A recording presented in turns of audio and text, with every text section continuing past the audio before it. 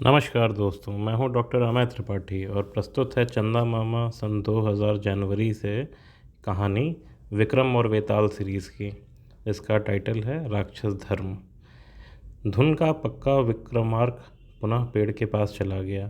पेड़ पर से उसने शव को उतारा और अपने कंधे पर डाल लिया। फिर वह यथावत मौन धारण कर शमशान की ओर अग्रसर होने लगा।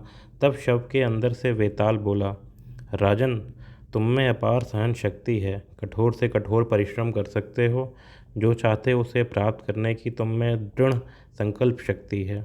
तुम्हारे इस सद्गुणों की दाद दिए बिना मैं नहीं रह सकता। फिर भी एक संदेह है जो मुझे खाए जा रहा है।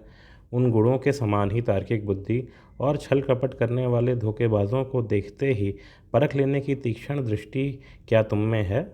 कुछ लोग परिस्थितियों के संयोग से या भाग्य के बल पर धरती से उठकर आकाश तक पहुंच जाते हैं और स्वर्ग का आनंद लूटते हैं। यह लौकिक सूत्र केवल मानवों के लिए ही लागू नहीं होता, बल्कि दानवों के लिए भी लागू होता है। कुछ लोग तार्किक बुद्धि और ज्ञान और अनुभव को भुला देते हैं और द्वार तक आए भाग्य और सुअवसर को अपने हाथों से निकल जाने देते हैं। तुम्हें सचेत करने और भविष्य में सावधानी बरतने के लिए दीर्घबाहु नामक एक दानव की कथा सुनाता हूँ, जिससे मार की थकावट दूर हो सके। इतना कहकर दानव यों कहानी सुनाने लगा। बहुत पहले की बात है। कुंतल राज्य में एक वृद्ध पुरोहित रहता था। उसका नाम शंकर शास्त्री था। एक बार वह किसी दूरदस्त गांव में एक धनी यजमान के घर एक धार्मिक अनुष्ठान कराने गया। अनुष्ठान की समाप्ति के बाद दक्षिणा में मूल्यवान वस्तुओं की भेंट लेकर वह वापस आ रहा था। जल्दी घर पहुंचने के लिए उसने जंगल से होकर गांव तक जाने वाली पगडंडी पकड़ ली। कुछ दूर चलने के बाद वह घने जंगलों से ढकी एक पहाड़ी के पास से जाने लगा। पहाड़ी की एक गुफा में एक दानव रहता था। वह हर रोज़ गुफा के द्वार पर बैठकर अपने भोजन का इंतज़ार करता था। कई दिनों से भोजन नहीं मिलने के कारण वह बहुत भूखा था। दूर से शंकर शास्त्री को आते देखकर उसकी बाछें खिल गईं। यद्यपि पगडंडी से उसकी गुफा काफ़ी ऊंचाई पर थी, पर कोई बात नहीं। फिर भी उसने अपनी एक भुजा लंबी करके शंकर शास्त्री को उसकी कमर से दबोच लिया और अपनी गुफा जैसे मुख के निकट लाकर कहा, अरे यह कैसा बेमजा खाना मिला, दुबला पतला बूढ़ा बेस्वाद, पर कोई बात नहीं, थोड़ी देर तक भूख मिटाने के लिए उतना बुरा भी नहीं। शंकर शास्त्री उसके पंजों में ऐसा लग रहा था जैसे किसी विशाल वृक्ष की शाखा से वह लटक रहा हो। उसकी दृष्टि जब नीचे पड़ी तो भय से कांप गया। उसका खुला मुंह गुफा के समान लग रहा था और दांत बरछों के समान पैने थे। पुरोहित ने देखा कि दानव उसे तुरंत न मारकर कुछ बात कर रहा है, तो उसे जान बचाने की एक युक्ति सूझी। उसने सोचा कि यदि उसे प्रसन्न करने वाली कोई बात सुनाऊं तो शायद मुझे वह छोड़ दे। इसलिए उसने कहा, हे दानवेंद्र, आपको देखने मात्र से पता चल जाता है कि आप सर्वशक्तिमान हैं और अद्भुत अलौकिक शक्तियों के स्वामी हैं। आपने अपनी गुफा से ही बैठे बैठे अपनी लंबी भुजा बढ़ाकर रास्ते पर से मुझे उठा लिया। यह चमत्कार ना तो मनुष्य कर सकता है और ना देवता। यह आप जैसे दानवेंद्र से ही संभव हो सकता है। दानव उस वृद्ध पुरोहित की बात से बहुत प्रसन्न हुआ और ठठाकर हंसा। उसकी हंसी से जंगल गूंज उठा। अरे जर्जर मानव, जन्म से ही मेरे हाथ लंबे हैं, इसीलिए मेरा नाम दीर्घबाहु है। यह देख। यह कहते हुए उसने अपने दूसरे हाथ को बढ़ाकर दूर के एक पेड़ की शाखा तोड़कर फेंक दी। शंकर शास्त्री का साहस थोड़ा और बढ़ा। उसने दानव को बहलाने की एक तरकीब सोच ली। उसने दानव को निडरतापूर्वक देखते हुए कहा, मैं तो वृद्ध हूँ और त्रिकालदर्शी ज्योतिषी होने के नाते मैं अपनी मृत्यु का समय भी जानता हूँ, जो कि शीघ्र आने वाला है। यदि मेरा क्षीण काया तुम्हारे किसी काम आ सके और उससे थोड़ी देर के लिए तुम्हारी भूख मिट सके, तो यह हमारे लिए सौभाग्य की बात होगी। मुझे हजारों जन्मों का पुण्य फल मिलेगा, लेकिन मरने से पहले मैं चाहता हूँ कि तुम मुझसे अपने जन्म का रहस्य जान लो, फिर मुझे आहार बना देना। यह बात सुनकर दीर्घबाहु और प्रसन्न हुआ। उसने खुशी के मारे शंकर शास्त्री को ज़मीन पर रख दिया और कहा, अरे वाह, क्या मेरे जन्म का भी कोई रहस्य है? यदि है तो शीघ्र बताओ। उसकी बातों में बच्चों की सी उत्सुकता थी। शंकर शास्त्री ने महाज्ञानी और त्रिकालदर्शी का अभिनय करते हुए उसके चेहरे को गौर से देखा, फिर आंख बंद करके आकाश को निहारा। उसी मुद्रा में थोड़ी देर तक मौन रहने के बाद वह बोला, अपने पूर्व जन्म में 2 पीढ़ियों के पहले कुंतल राज्य के महाराजा शूर सिंह तुम ही थे। उस समय के तुम्हारे शासन के बारे में कितनी ही गाथाएं आज भी प्रसिद्ध हैं। उस समय तुम्हारी ख्याति और कीर्ति दूर दूर तक फैली हुई थी। एक क्रोधी ऋषि के शापवश तुम्हें राक्षस योनि में जन्म लेना पड़ा। अब इस गुफा में कठोर पाषाण ही तुम्हारी शैया और सिंहासन है। हिंसक पशुओं के समान नरभक्षण करते हो। कहाँ महान और कीर्तिवान महाराजा शूर सिंह और कहाँ क्रूर और कठोर जीवन यापन करने वाला राक्षस दीर्घबाहु। तुम्हारी इस दुरावस्था को देखकर मुझे बहुत दुख हो रहा है। झूठी सहानुभूति प्रदर्शित करते हुए उसने अपने प्राण बचाने के लिए उसके मन में नरभक्षण के प्रति घृणा उत्पन्न करने का प्रयास किया। तुम्हें मेरे लिए दुखी होने की ज़रूरत नहीं है मनुष्य। मैं अपने महान अतीत के बारे में जान गया। यह क्या कम प्रसन्नता का विषय है? अब मेहरबानी करके मेरे भविष्य के बारे में भी बता दो कि इस शाप से मुक्ति का कोई उपाय है या नहीं, और कब तक हम इस योनि में पड़े रहेंगे? दानव ने पूछा। गंभीर बनकर सिर हिलाते हुए शंकर शास्त्री ने कहा, है, मुक्ति का मार्ग है, लेकिन लेकिन जिस ऋषि ने तुम्हें श्राप दिया है वे ही इससे मुक्त कर सकते हैं, और हमारी अंतर्दृष्टि बता रही है कि वे इस समय हिमालय में तपस्या कर रहे हैं। अतः तुम शाप से कभी नहीं मुक्त हो सकते। पर यदि तुम चाहो तो राक्षस के रूप में ही राजा अवश्य बन सकते हो। राजा हो जाओगे, तुम्हारे सुखों का कभी अंत नहीं होगा। आहार के लिए गुफा के सामने बैठकर किसी प्राणी का इंतज़ार नहीं करना पड़ेगा। राजा बन जाने के बाद बेरोक टोक मनपसंद भोजन मिला करेगा। छक कर मदिरा पान कर सकोगे। पहनने के लिए इत्र से तर रेशमी वस्त्र और स्वर्ण अलंकार मिलेंगे, और तुम्हारी सेवा के लिए अनगिनत नौकर चाकर हर वक्त तैयार रहेंगे।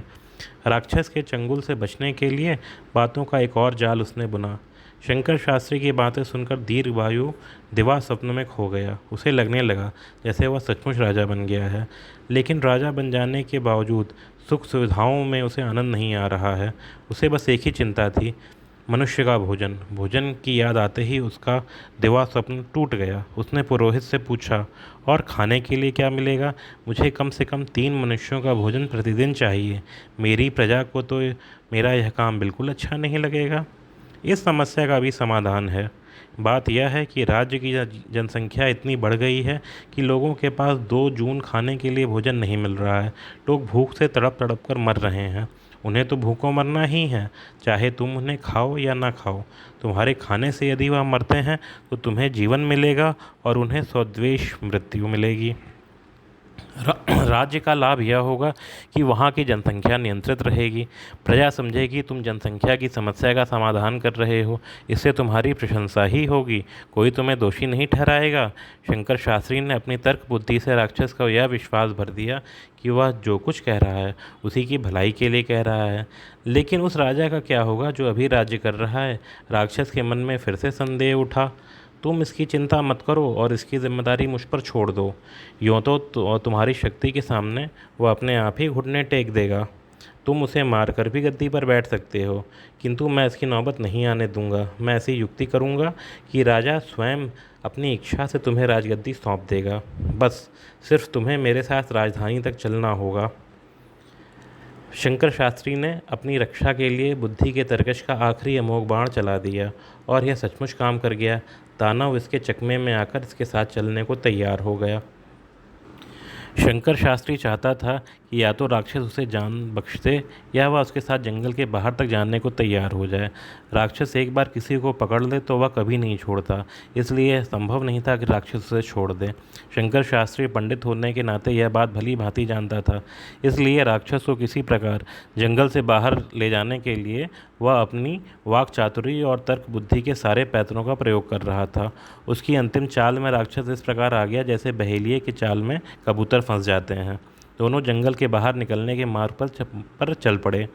जब तक शंकर शास्त्री जंगल के अंदर चल रहा था, वह भयभीत होकर घबराई आंखों से इधर उधर देखता हुआ बड़ी सावधानी से आगे बढ़ रहा था।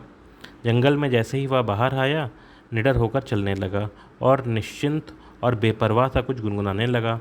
दानव को उसके इस व्यवहार पर आश्चर्य हुआ। राक्षस के इसका कारण पूछे जाने पर शंकर शास्त्री ने मुस्कुराते हुए कहा, जंगल में सिंह, व्याघ्र आदि हिंसक पशुओं का बराबर भय बना रहता है। वे अचानक किसी भी दिशा से आ सकते हैं और आक्रमण कर सकते हैं, लेकिन वह जंगल की सीमा से बाहर नहीं आते। और अब हम जंगल की सीमा को पार कर चुके हैं, इसलिए मैं अब निर्भय हो गया हूँ। क्या जंगली पशु जंगल से बाहर नहीं आते? राक्षस ने बड़ी सरलता से प्रश्न किया। शंकर शास्त्री ने नीतिवाचक ज्ञानी की तरह मुस्कुराते हुए कहा, दानवेंद्र, मछलियाँ सहज रूप से जल में रहती हैं, मनुष्य सहज रूप से ग्राम और नगर में रहते हैं।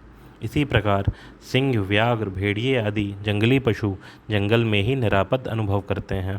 यदि वे ग्रामों और नगरों में आ जाएं, तो मनुष्य उन्हें घेर कर मार डालते हैं। उसी प्रकार यदि मनुष्य जंगल में चले जाएं, तो हिंसक पशु उन्हें मारकर खा जाते हैं। इस प्रकार प्रकृति ने जिसके लिए जो स्थान बनाया है वही रहना चाहिए। यह सृष्टि का धर्म है। जंगल पार करने के बाद थोड़ी दूर तक और जाने पर एक नदी के किनारे एक गुरुकुल आश्रम मिला। वहाँ कुछ विद्यार्थी व्यायाम कर रहे थे और कुछ धनुर्विद्या का अभ्यास कर रहे थे। कुछ छात्र खड्ग और कुछ भाले का अभ्यास कर रहे थे। दूर से एक ऊंचे आसन पर आसीन उनके गुरु प्रतिभावान अपने शिष्यों के कौशल का प्रेक्षण कर रहे थे। दीर्घवायु को यह दृश्य बड़ा ही विचित्र और आश्चर्यजनक लगा। उसने जिज्ञासा प्रकट की, यह सब क्या हो रहा है पंडित? शंकर शास्त्री गुरु को अभिवादन करने के बाद बोला, यह गुरुकुल है, गुरु का विद्या आश्रम है। यहाँ गुरु की देखरेख में राज के प्रमुख व्यक्तियों के पुत्रों एवं राजकुमारों को शस्त्र और शास्त्र विद्या सिखाई जाती है। मातृदेवो भव, पितृदेवो भव और गुरुदेवो भव हमारे आदर्श हैं। माता पिता के समान ही गुरु भी पूज्य है। अयोध्या, कौशल और अवंतीपुर के राजा इनके शिष्य हैं। यदि वे चाहें तो संसार पर राज्य कर सकते हैं। जब गुरु प्रतिभ राजा बनकर सभी प्रकार का सुख भोग सकता है, तो फिर यहाँ सन्यासियों के समान दरिद्र जीवन क्यों व्यतीत कर रहा है? दीर्घवायु ने आश्चर्य से पूछा। गुरु प्रतिभ गुरु हैं, ज्ञानी हैं, सब प्रकार की शस्त्र और शास्त्र विद्याओं के ज्ञाता हैं। इनका धर्म ज्ञान देना है, राज्य करना नहीं। वे अपने गुरु धर्म का पालन कर रहे हैं। शंकर शास्त्री ने आगे बढ़ते हुए कहा। थोड़ी देर रुककर आसमान की ओर देखकर उन्होंने फिर कहा, सारा सृष्टि चक्र इसी धर्म पर टिका हुआ है। सूर्य, बादल, पवन सभी अपने अपने। तभी दीर्घवायु शंकर शास्त्री की बात सुनते सुनते अचानक पीछे मुड़कर जंगल की ओर तेजी से चल पड़ा। पंडित अपना वाक्य बीच में अधूरा छोड़ दिया और राक्षस को पुकारा, अरे दानवेंद्र, कहाँ जा रहे हो? वापस आओ। लेकिन वह देखते देखते आंखों से ओझल हो गया।